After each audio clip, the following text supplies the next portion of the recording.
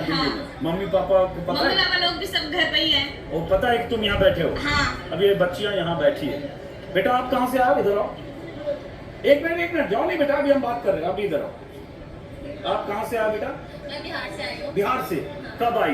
मैं आई थी 2-3 तारीख पहले एग्जाम देने के लिए। अच्छा, मेरा एग्जाम है। तो पहले से यहाँ थी।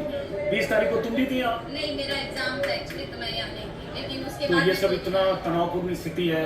कल परसों यहाँ कुछ भिड़ंत हो गई, पत्थरबाजी हो गई, दोनों तरफ से पुलिस और उसमें टकराव हो गया, कल भी परसों भी। उसके बाद भी आज आए हो तो आपको लगता है नहीं, हमें लगता नहीं कि जो यहाँ पे पुलिस थी वो यहाँ की पुलिस थी। हमें नहीं लगता कि यहाँ पे थी, क्योंकि उनके पास नेम प्लेट नहीं थे।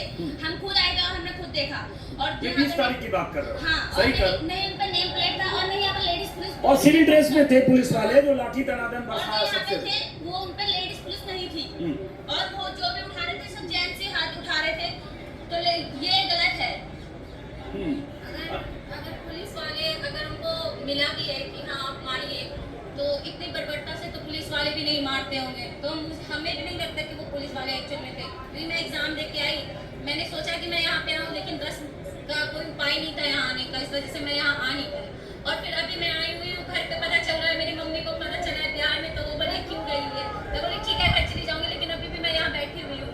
देखो बच्चे ऐसे ही यार। हम फोन बंद करके बैठे हैं, फोन बंद करके बैठे कि घर से फोन आएगा तो नहीं उठाएंगे। अब देखो दो बेटियां, ये बिहार से है, ये उत्तराखंड से है। दोनों ने फोन बंद कर दिया, फोन बंद करके यहाँ बैठी है कि घर से फोन आएगा तो नहीं उठाएंगे, क्योंकि यहाँ प्रदर्शन में बैठे हैं। हाँ, नहीं उठाएंगे। लेकिन फिर बेटा आपको आना क्यों जरूरी लगा यहाँ? अब सब यही सोचेंगे कि नहीं आना चाहिए, मार पड़ेगी, तो फिर हमारे लिए खड़ा कौन होगा? अब ठीक है हम अपनी जनरेशन जी रहे हैं, लेकिन फिर अपकमिंग जनरेशन भी है, उनके बारे में भी हमें सोचना है। क्योंकि पिछली जनरेशन बोलेंगे तो वो भी नहीं बोलेंगे। पिछली जनरेशन अगर आवाज ही नहीं उठाएगी तो फिर आने वाली जनरेशन अपने लिए कैसे खड़ी हो पाएगी? इसीलिए हमें भी जरूरी लगता है कि हम लोग भी यहाँ पे आए, बोले, अपनी बात को रखें, तब हमारी जनरेशन भी, आने वाली जनरेशन भी आगे आ पाएंगी, डेमोक्रेसी से रह पाएंगे। सीखो भाई सीखो, अंधभक्तों और अंधसमर्थकों। बच्चे क्या मांग रहे हैं? जिम्मेदारी चाहते हैं, सरकार की, शिक्षा मंत्री की, अकाउंटेबिलिटी की लड़ाई है, लेकिन कोई मानने को तैयार नहीं। मैं इस बार 18 की हुई, मैंने फर्स्ट टाइम इस बार वोट किया है। मैंने बिहार में वोट किया तो नीतीश सरकार को मैंने वोट किया, लेकिन बाद में पता चला नीतीश सरकार ही हट गई, आगे सम्राट चौधरी की सरकार आ गई।